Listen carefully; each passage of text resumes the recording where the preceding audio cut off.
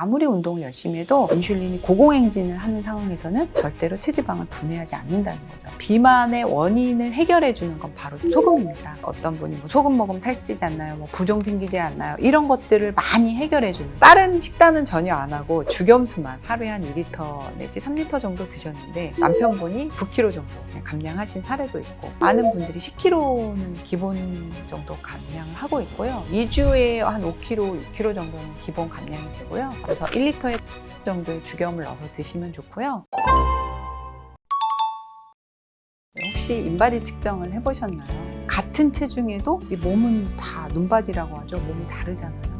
그런 것처럼 체중만 가지고 논하면 안 된다. 그래서 반드시 체성분이라는 걸 봐야 되고요. 거기서 우리가 근육량이 굉장히 많은 분들은 체중이 많이 나갈 수 있어요. 그래서 그러나 체지방이 얼마냐, 이게 바로 비만의 기준이죠. 그래서 저는 체지방률을 봐야 되지 체중만 보면 안 된다, 이 얘기를 꼭 해주고 싶고요. 그리고 이제 현대인들이 지금 이제 비만이 많아진 가장 중요한 이유는, 많은 분들이 그래요. 비만은 서구식 음식이 들어와서 우리 한국인들이 이렇게 뚱뚱해졌다, 이런 얘기를 하는데 저는 그거에는 반대를 합니다. 사실 그렇게 따지면 지금 우리가 굉장히 서구 음식 중에 많이 먹고 있는 게 이탈리안 음식을 많이 먹고 있잖아요. 이탈리아는 전 세계에서 가장 날씬한 나라예요. 그건 그렇지 않고요. 저는 그거보다는 영양 불균형에 있다라고 말씀드릴 수가 있어요. 왜 이렇게 잘 먹고 있는데 무슨 불균형이냐, 그 얘기는 뭐냐면, 과도한 당분의 사용으로 인해서 탄수화물, 혈당은 과다해졌는데 이것을 잘 해결할 수 있는 염분은 그만큼 들어오지 않기 때문에 설탕과 염분의 불균형으로 비만이 왔다라고 정의를 하고 싶습니다. 여기서 별로 이렇게 마음에 확 와닿지 않으실 거예요. 그 얘기는 뭐냐면, 설탕과 염분의 불균형을 우리 몸은 이거를 맞추기 위해서 무슨 일을 하냐면 인슐린을 굉장히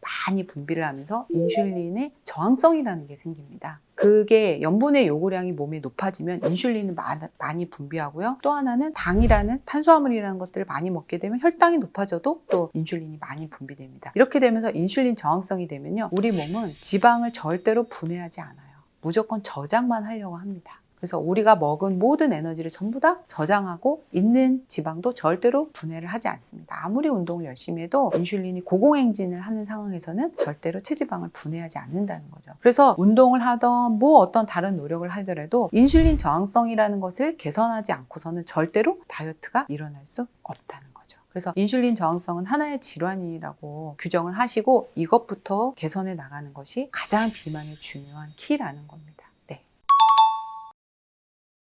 너무 짜게라는 건 있을 수가 없어요. 왜냐면 우리 몸은 염분의 농도에 대해서는 굉장히 섬세한 센서가 있기 때문에요. 아무리 내가 억지로 소금을 한 스푼 먹어도 반드시 거기에 보상적으로 물을 먹기 때문에 우리 몸의 염도는 정확하게 일정하게 유지가 됩니다. 그런데 반대로 설탕은 무제한으로 먹어도 우리 몸에 센서가 없어요. 왜냐면 이거랑 똑같은 거예요. 우리가 돈을 아무리 많이 벌어서 저축을 해도 더 이상 돈 벌기 싫어라고 하는 사람 아무도 없죠. 마찬가지로 당은 우리 몸에 어떻게 보면 돈 같은 거예요. 우리 몸이 쓸 수 있는 에너지 같은 거기 때문에 여기엔 제한을 두지 않는다는 거죠. 그래서 설탕은 정말 과량으로 들어와도 그거에 대한 제한을 우리 몸에 주지 않고 있기 때문에 마지막 자구책으로 이제 당뇨라는 걸 만들어서 당을 빼내던가 아니면 비만이라는 걸 만들어서 지방의 형태로 저장을 합니다. 왜? 뒀다 쓰고 싶어, 이거죠. 이걸 그냥 다 태워서 소모하는 건 너무 아깝잖아요. 우리가 100만 원을 벌면 100만 원 다 쓰고 싶어 하는 사람 별로 없잖아요. 일정 부분은 어떻게든 뒀다가 나중에 써야지 라는 것처럼 우리 몸도 과도하게 많이 들어온 거 일단은 저장하는데, 저장하다 더 안 되면 빼버리는 그러한 일들을 하고 있는 거죠.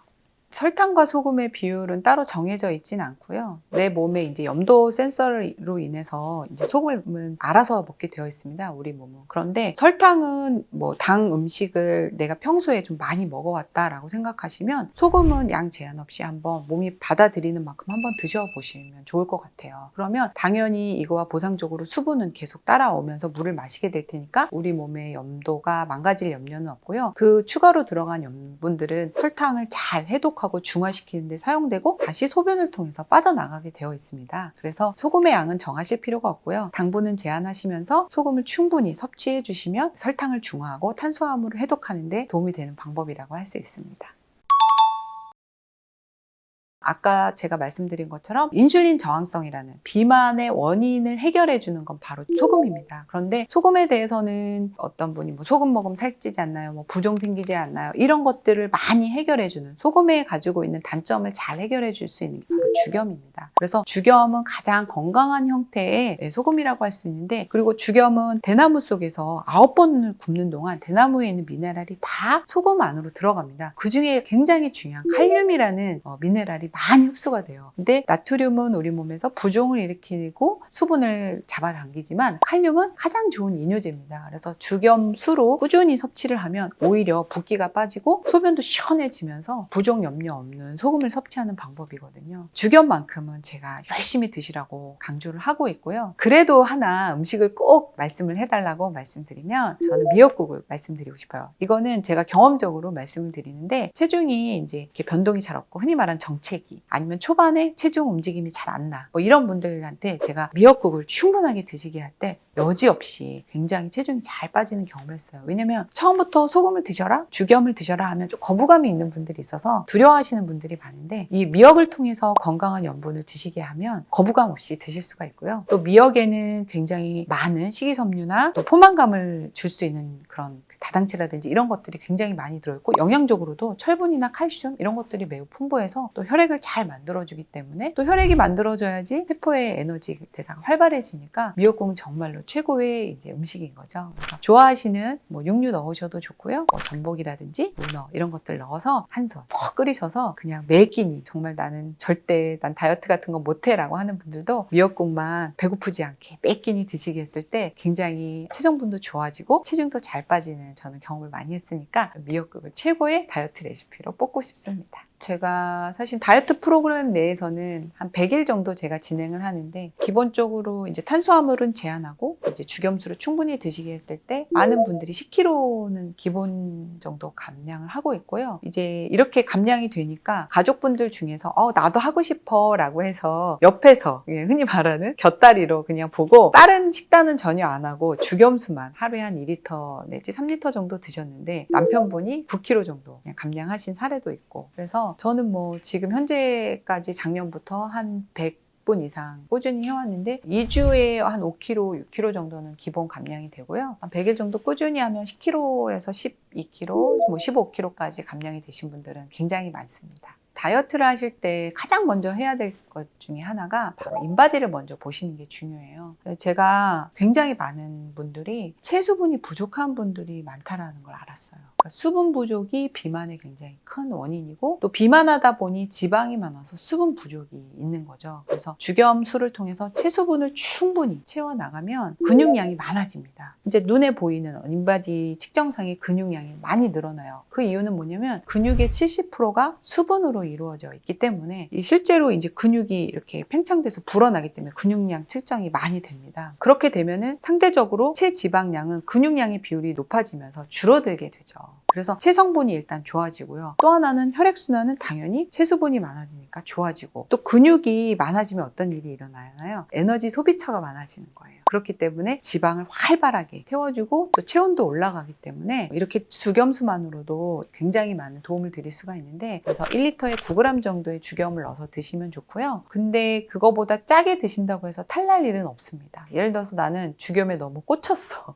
너무 맛있어. 그래서 아주 강한 농도로 드셔도요, 우리는 알아서 얼른 쫓아가서 물을 먹게 되어 있어요. 그래서 물에 타서 드실 때 염도는 그냥 기본은 저는 1리터에 9g을 타게 하지만 그 이상을 타거나 이하를 타도 뭐 전혀 문제가 없다, 이렇게 말씀을 드릴 수 있고, 처음에는 거부감이 있는 분들은 이런 방법도 있습니다. 그냥 죽염을 가루나 그 과립 상태로 입에 털어놓고 물을 마치 약처럼 삼키는 방법도 있고, 농도를 굳이 맞추지 않아도 알아서 물을 먹게 되어 있으니까 그렇게 드셔도 좋고, 아니면 죽염하고 친해지면 이제 물로 죽염수로 해서 드시는 것도 하나의 방법이고, 아니면 이도저도 난 다 싫다 하시는 분은 국물에 이제 죽염을 활용해서 국물 요리를 만들어서 요리에 활용하는 것도 하나의 방법이죠. 계란 먹을 때도 죽염에 찍어서 드시면 좀 짭짤하게 드신 물을 또 추가로 드시게 되니까, 그래서 그렇게 드시면 되고, 죽염은 죽염은 뭐 죽염 전문가들도 용량이 따로 없다고 합니다. 그리고 우리가 소금은 하루에 한 1600g 정도는 해결을 할 수 있는 그런 능력이 있어요. 그래서 일반 소금도 그럴지언데 죽염은 뭐 더더욱 허용 수치가 걱정 안 하고 드셔도 될 만큼 굉장히 안전한 소금이니까 그냥 내 몸이 원하는 대로 그렇게 드시면 좋은데, 초반에 이제 너무 우리 몸에 체액의 염도가 안 맞는 분들, 평소에 염도가 저음식 같은 걸 많이 해서 아니면 음식을 달게 먹어서 염도가 좀 많이 떨어져 있는 분들, 역하거나 구역질을 한다거나 굉장히 괴로워하거나 아니면 부종이 잠깐 일어날 수도 있습니다. 그러나 삼투압은 서서히 이제 죽염을 드시면서 맞춰지게 되어 있거든요. 그래서 계속 좀 그런 불편감이 초반에 있으시더라도 1주나 2주 정도 차츰차츰 양을 늘려가면 불편감 없이 적응해 나가시는 걸 많이 봤거든요. 그래서 초반에 힘드신 분들도 그걸 잘 극복하시고 차츰차츰 양을 늘려가시면 다 누구나 충분히 죽염 드실 수 있다. 제한 없이 드셔도 좋다. 이런 말씀 드리고 싶습니다.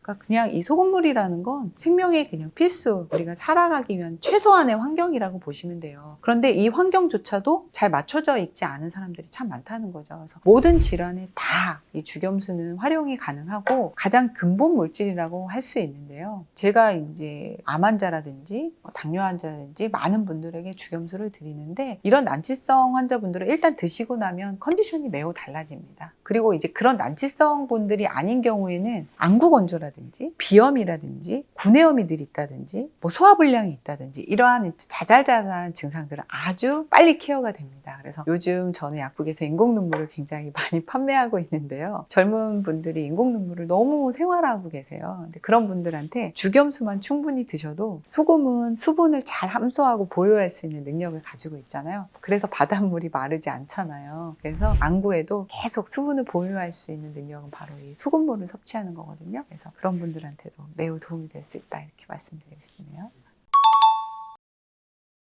비만의 원흉은 정확하게 인지를 하시는 게 좋습니다. 근데 제가 아까도 말씀드렸지만 모든 어떤 비만을 일으키는 가장 핵심 원인은 인슐린 저항성에 있다는 거예요. 용류를 많이 먹어서 아니면 지방을 많이 먹어서 이게 아니라 인슐린 저항성을 하나 바라보고 치료해 나가시면 제일 좋을 것 같은데, 인슐린 저항성을 가장 잘 일으키는 건 염분의 부족한 섭취도 있지만 과다한 탄수화물이라는 거예요. 그래서 일정 기간 동안만이라도 인슐린 저항성을 개선하시고, 뭐 내가 좋아하는 방법, 운동을 하시던 뭐 호흡법을 하시던 요가를 하시던 뭘 하셔도 좋지만, 이 인슐린 저항성이라는 것을 반드시 개선하기 위해서는 일정 기간, 100일이면 100일, 탄수화물을 포함한 모든, 당을 포함한, 설탕을 포함한 모든 탄수화물을 잠깐 배제를 하시는 게 좋습니다. 그게 바로 당 중독으로 인해서 일어난 인슐린 저항성을 개선하는 가장 좋은 방법이에요. 당이 이미 중독됐는데, 그래서 그걸 해결을 불능의 상태에 왔는데 계속 당분을 드시면 그걸 해결할 수 있는 방법이 없다는 거죠. 우리가 알코올 중독인데 알코올 중독을 해결하기 위해서 알코올을 계속 먹는다? 그건 말이 안 되는 거잖아요. 그것처럼 이 비만은 당 중독이다, 이렇게 생각을 하시고 당분간만이라도, 평생 먹지 말라는 건 아니거든요. 근데 너무 과다하게 오랫동안 누적되게 섭취한 게 문제니까 일정 기간만이라도 좀 쉬어주세요. 몸에 큰일이 나지 않거든요. 그래서 중독 상태에서 일단 해소가 되면 그 다음부터는 운동을 하셔도 좋고 약간의 건강한 탄수화물도 충분히 드셔도 좋습니다. 그런데 그게 그 조건이 만족하지 않으면 어떠한 모든 걸 하셔도 그걸 해결하지 않고서는 비만을 해결할 수 없다라는 걸 꼭 좀 기억을 해주시고요. 특정 기간만큼은 이 인슐린 저항성을 개선하기 위한 탄수화물 배제 식단을 한번 꼭 해보셨으면 좋겠습니다.